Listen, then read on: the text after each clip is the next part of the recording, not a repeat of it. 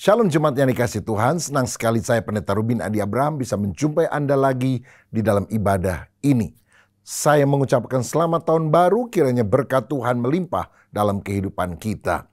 Setiap tahun baru banyak orang berharap tahun ini akan menjadi lebih baik, penghasilan lebih besar, situasi lebih nyaman. Tetapi mungkin dalam hidup saudara engkau merasa bahwa tahun baru, tahun lama sama saja. Tahun yang kita hadapi adalah tahun yang berat karena ada masalah keluarga, masalah kesehatan, masalah ekonomi, dan masalah-masalah yang lain yang rasanya menindih kita.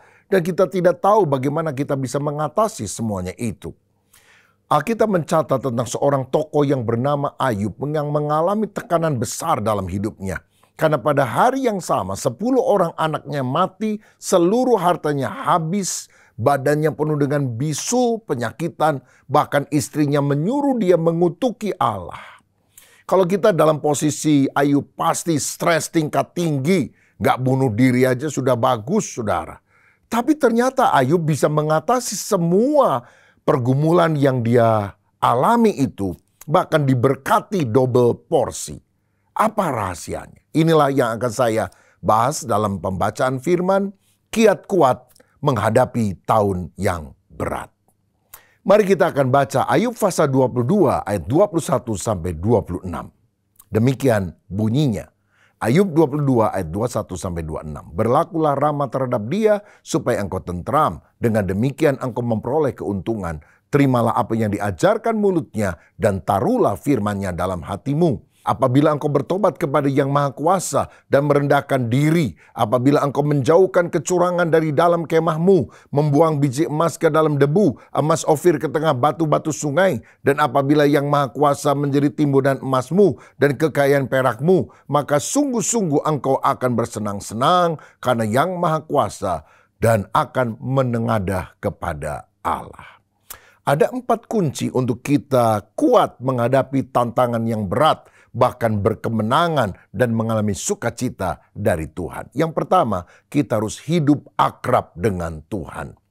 Ayat 21 berkata, berlakulah ramah terhadap dia supaya engkau tentram. Dengan demikian engkau memperoleh keuntungan. Saudara sekalian, saya percaya kehidupan penuh dengan tantangan. Tapi kita bisa mengatasinya jika kita manunggal dengan Tuhan, bersama dengan Tuhan. Mazmur 60 ayat 14 berkata, dengan Allah kita lakukan perbuatan gagah perkasa, karena Dia sendiri yang akan menginjak-injak lawan kita. Filipi 4 ayat 13 mencatat, segala perkara dapat kutanggung di dalam Dia, Kristus, yang memberikan kekuatan kepadaku. Kita tahu manusia itu terdiri dari 3 dimensi, tubuh, jiwa, dan roh. Nah, roh inilah yang membuat kita berhubungan dengan Allah. Tetapi dosa telah menceraikan hubungan persekutuan sehingga sekarang menjadi hubungan perseteruan. Allah menjadi musuh bagi manusia dan upah dosa adalah maut, dihukum selamanya di dalam api neraka. Itu sebabnya Kristus datang dari sorga dan mati di atas kayu salib bukan karena dosanya sendiri, tapi mengampuni dosa dan saya dan saudara yang bertobat dan percaya kepadanya supaya kita dipulihkan. Dan kalau kita sungguh percaya kepada Yesus, kita didamaikan dengan Allah. Dan kita disebut sebagai anak-anak Allah.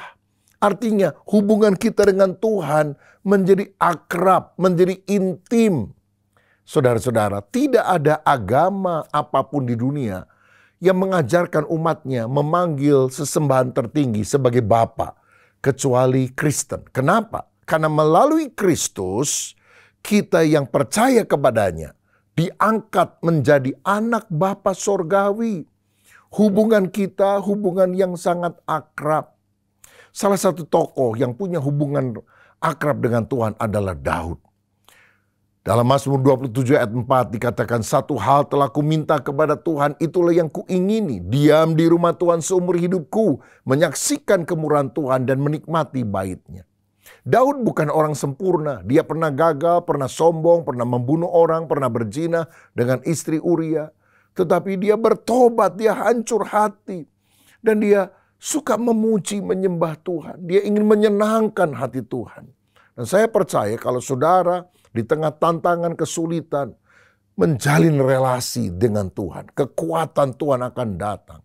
Man's power sangat terbatas. God's power tanpa batas. Dan bagaimana supaya kita menyukakan hati Tuhan, intim dengan Dia? Hiduplah seperti Daud. Hidup dalam doa, pujian, dan penyembahan. Seperti Daud yang adalah pemazmur yang disukai di Israel. Dia memetik kecapi, dia mengarang lagu-lagu pujian kepada Allah. Dia menyembah Tuhan. Bahkan dia pernah berkata, 7 kali dalam sehari aku memuji-muji Engkau. Wow, luar biasa. Daniel berdoa 3 kali sehari. Saudara sepupu kita bisa doa 5 kali sehari. Tapi Daud bilang 7 kali dalam sehari, aku memuji-muji Engkau. Mungkin saudara bilang, Daud pengangguran kali, gak banyak acara, jadi santai-santai. Daud itu raja loh saudara. Raja yang ngatur seluruh negara, tentu dia sangat sibuk. Tapi ini bicara soal prioritas. Mari kita menjalin persahabatan dengan Allah dalam doa, pujian, dan penyembahan. Menyukakan hati Tuhan. Itu yang paling kita rindukan dalam hidup ini. Mungkin saudara pernah dengar satu kali di sebuah peternakan ada beberapa ekor binatang yang sedang bertengkar memperebutkan siapa binatang yang paling disukai oleh bos. Kuda bilang, pasti bos sangat suka sama saya karena saya dipakai sebagai kuda tunggangan yang mengantarkan dia ke sana kemari. Sapi bilang, belum tentu, bos lebih suka sama saya karena saya ini tiap pagi susunya diperah. Dan anak bos bisa minum susu sapi yang segar sehingga dia bisa sehat. Ayam bilang, belum tentu kamu yang disukai. Aku yang paling disukai karena tiap hari aku beri telurku dan dimakan dan menyehatkan seluruh keluarga.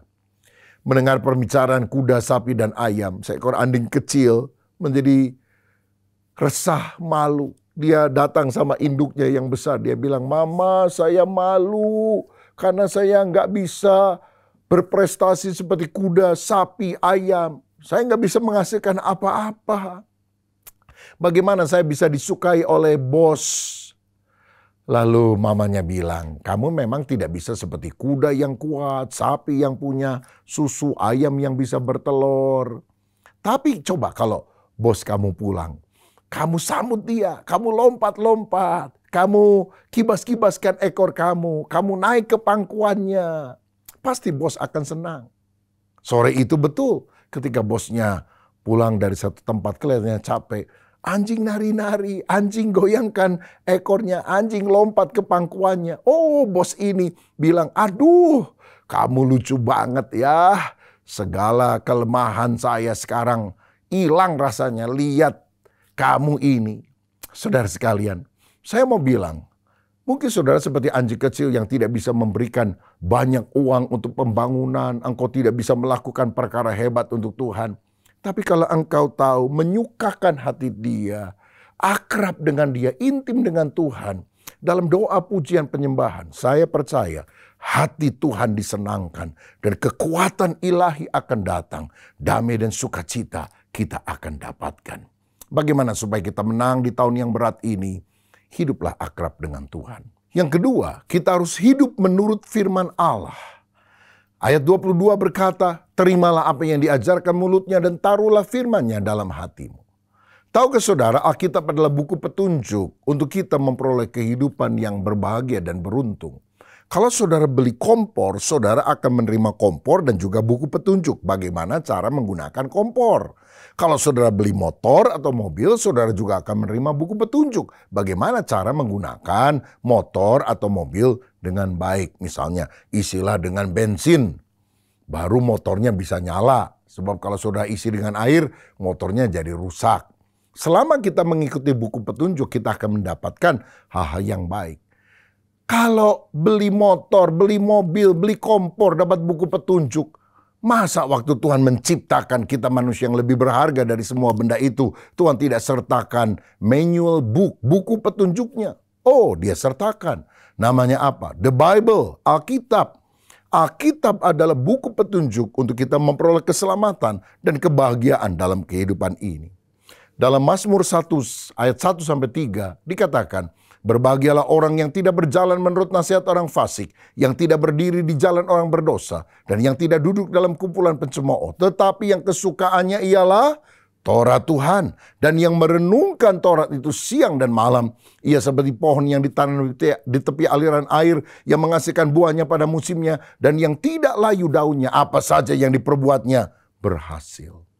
Karena itu kalau saudara ingin kuat menghadapi segala tantangan, bahkan berkemenangan, kita harus bertumbuh dalam pengenalan akan firman Tuhan. Hosea 4 ayat 6 berkata, umatku binasa karena tidak berpengetahuan. Tetapi umat yang mengenal Allahnya akan tetap kuat dan mereka akan bertindak. Daniel 11 ayat 32. Makanya kita harus menambah pemahaman kita akan firman. Tidak cukup mendengar khotbahnya seminggu sekali di gereja. Makan aja saudara 3 kali sehari, makan pagi, makan siang, makan malam. Belum ditambah mamiri, makanan minuman ringan alias snack saudara. Mari kita baca firman setiap hari. Tiap hari 1 pasal, 2 pasal. Kalau 4 pasal setiap hari, maka belum setahun kita sudah menghabiskan Kejadian sampai Wahyu.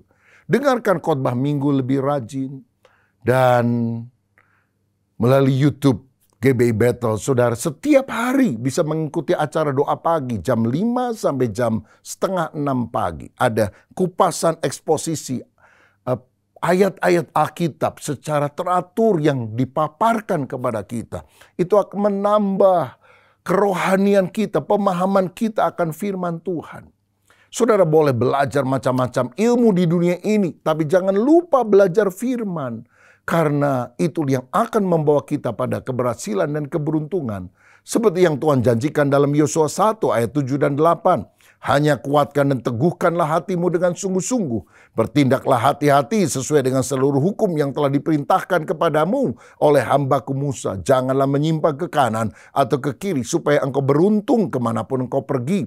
Janganlah engkau lupa memperkatakan kitab Taurat ini, tetapi renungkanlah itu siang dan malam, supaya engkau bertindak hati-hati sesuai dengan segala yang tertulis di dalamnya. Sebab dengan demikian perjalananmu akan berhasil dan engkau akan beruntung. Saudara mau berhasil dan beruntung? Renungkan firman Tuhan siang dan malam. Kalau kita mentaati kebenaran firman, masalah-masalah kita akan diselesaikan oleh Tuhan. Kita mendapatkan kekuatan yang baru dan kemenangan Tuhan akan berikan. Jadi saudara boleh belajar macam-macam ilmu di dunia ini, tapi jangan lupa belajar firman Tuhan.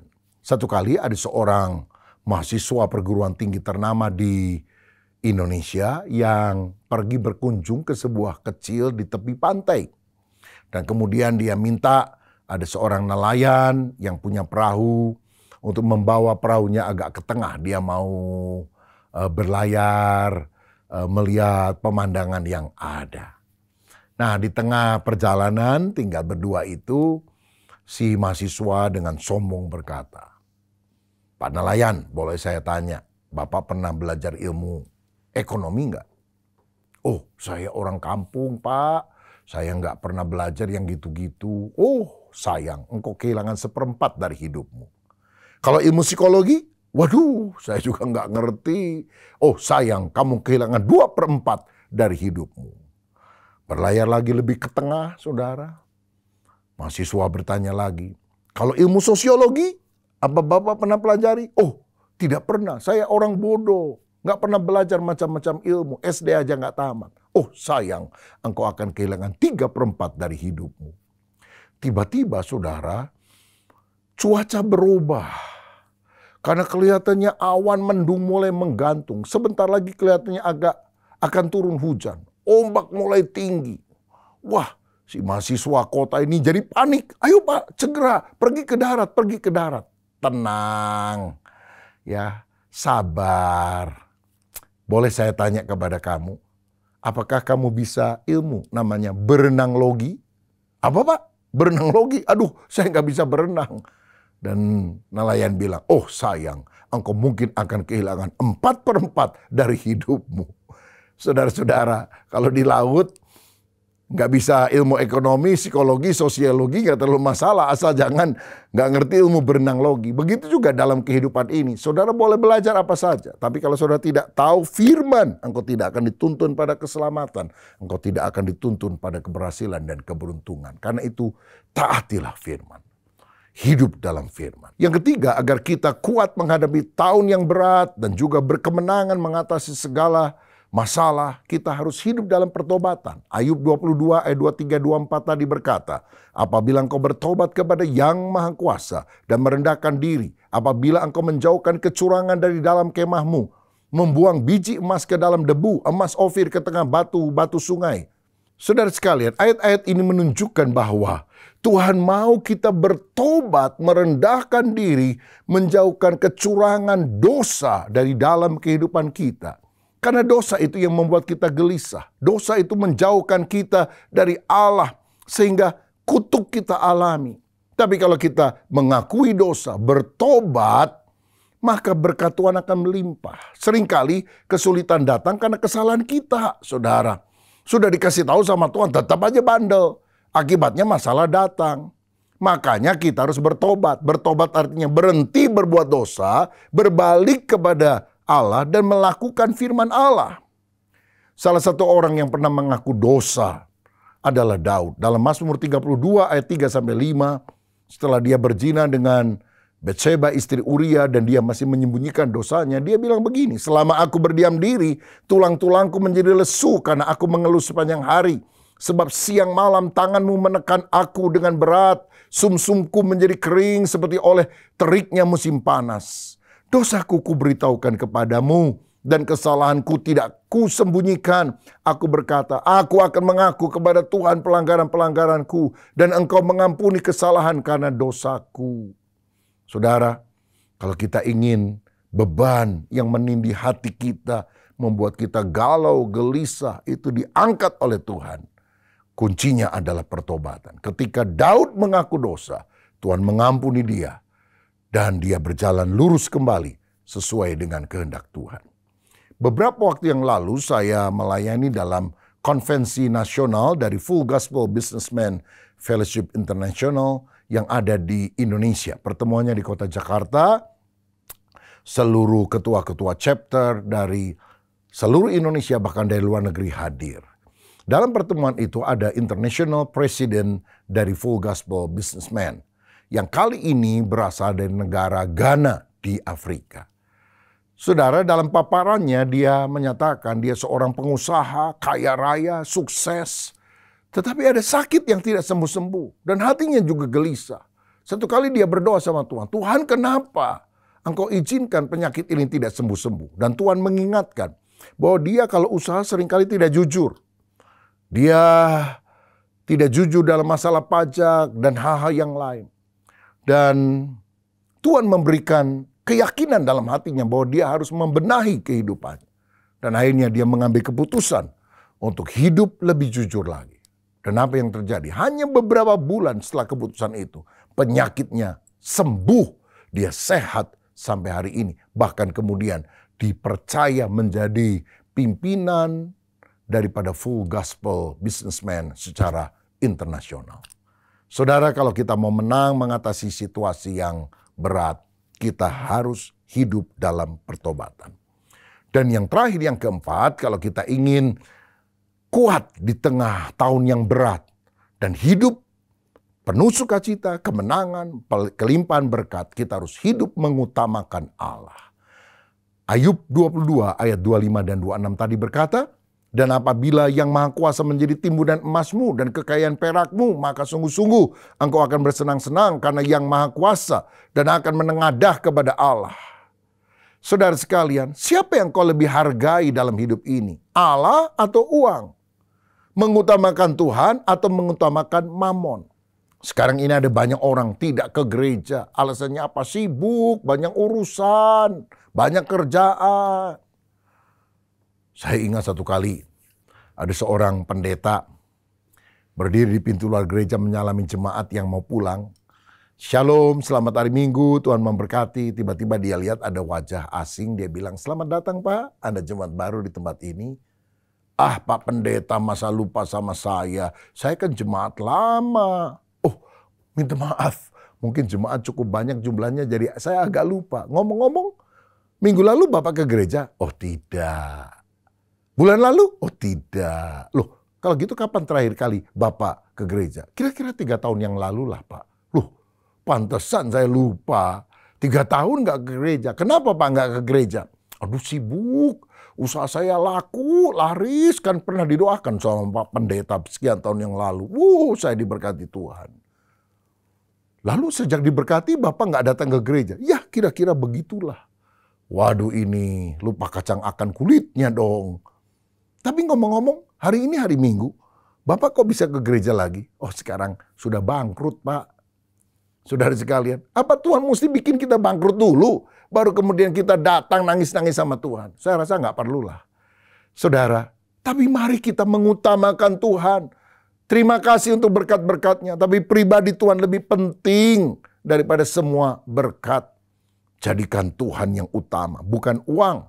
Uang penting tapi bukan segalanya. Dengan uang kita bisa beli makanan tapi bukan selera makan. Dengan uang kita bisa beli obat-obatan tapi bukan kesehatan. Dengan uang kita bisa beli tempat tidur yang enak tapi bukan tidur yang nyenyak. Dengan uang kita bisa membeli apa saja kecuali kebahagiaan. Dan dengan uang kita bisa pergi kemana saja kecuali ke sorga. Karena semuanya itu dianugerahkan Tuhan bagi orang yang hidup takut akan Tuhan. Saya ingat ada seorang ratu kecantikan namanya Soraya. Menikah dengan seorang multimiliarder yang hebat. Mewah sekali rumahnya, keran airnya juga terbuat dari emas. Spraynya saja yang dia pakai pada malam pengantin. Waktu itu kalau dikurskan harganya 320 juta rupiah. Itu belum bantalnya, belum gulingnya dan yang lain-lain. Cuma spraynya doang saudara. Tapi satu kali di buku hariannya dia mencatat, aku wanita yang paling malang di dunia. Aku hidup bagaikan dalam sangkar emas. Akhirnya mereka bercerai. Bukan karena bantalnya kurang empuk, gulingnya kurang nyaman, kasurnya kurang enak. Tapi hanya dekat Allah saja kita tenang. Hanya Tuhan yang bisa memuaskan hasrat manusia yang terdalam. Makanya Alkitab berkata dalam Matius 6 ayat 33. Tetapi carilah dahulu kerajaan Allah dan kebenarannya. Maka semuanya itu akan ditambahkan kepadamu. Saudara cintai Tuhan, layani Tuhan, berikan hidupmu untuk Tuhan, gunakan talentamu untuk menjadi berkat bagi banyak orang. Memulai tahun baru yang penuh dengan tantangan ini, mari kita hidup akrab dengan Tuhan. Kita hidup taat pada firman Tuhan. Kita hidup dalam pertobatan dan kita hidup mengutamakan Tuhan. Saya percaya kalau Tuhan menjadi center yang utama dalam hidup kita, tantangan sebesar apapun, ada kemenangan yang Tuhan akan berikan. Dan kalau engkau mengatasi semuanya, damai, sukacita, kebahagiaan terjadi dalam hidup saudara. Siapa yang hari ini rindu sepanjang tahun yang baru, ada kemenangan yang Tuhan berikan kepadamu. Engkau tidak mau kalah terus di dalam pertandingan iman. Engkau ingin mengalami damai dan sukacita dari Tuhan. Maukah saudara berdoa kepada Tuhan? Kalau saudara sungguh taat kepada Tuhan, hidup akrab, intim dengan Dia, bertobat dari segala jalanmu yang salah dan mengutamakan Tuhan. Saya yakin tahun ini menjadi tahun kelimpahan berkat. Mari kita berdoa dan taruh tanganmu di dada. Bapa, terima kasih untuk petunjuk firman-Mu. Kami tahu bersama dengan Tuhan kami bisa mengatasi segala tantangan. Karena kalau Tuhan beserta kami, siapa yang akan melawan kami? Ampuni kami kalau kami selama ini kami jauh dari Tuhan. Kami hidup mau-maunya sendiri. Tapi hari ini kami mau bertobat. Kami mau taat kepada Tuhan. Kami mau membaca firman, mentaati firman. Dan kami mau mengutamakan Tuhan. Bapa, segala beban, masalah, tantangan. Dalam nama Yesus, berikan kami kemenangan. Biar mujizat itu terjadi dalam hidup kami. Dan kami bertekad untuk mengiring Yesus sampai selama-lamanya. Sekali Yesus, tetap Yesus. Dan biarlah sepanjang tahun ini penyertaan Tuhan atas kami. Demi nama Yesus, kami berdoa dan mengucap syukur. Haleluya. Amin. Tuhan Yesus memberkati.